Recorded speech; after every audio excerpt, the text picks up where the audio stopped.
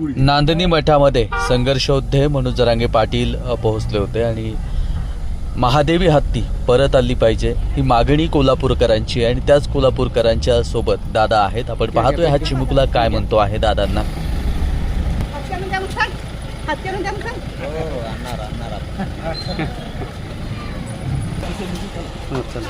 हे नांदणी या गावातली सर्व मंडळी दादा आल्यानंतर अत्यंत खुश झाली होती आणि दादांना भेटण्यासाठी आतुरही झाली होती.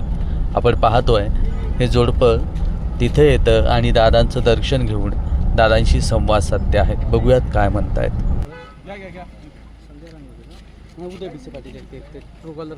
नांदणी मठामध्ये भेट आम्ही घेतली, महंतांशी बोललो आणि संघर्षयोद्धे मनोज जरांगे पाटलांनी सांगितलं की जोपर्यंत महादेवी परत येणार नाही आपण तोपर्यंत लढत राहूया आणि मीही तुमच्या सोबत आहे. आणि संघर्षयोद्धे मनोज जरांगे पाटील हे नांदणी मठ दादांनी बघितला, नांदणी मठामध्ये फिरले आणि नांदणी मठाच्या परिसरातली ही सर्व दृश्य आपण पाहतो आहेत. आणि संपूर्ण महाराष्ट्रभर पोहोचू द्या हा व्हिडिओ.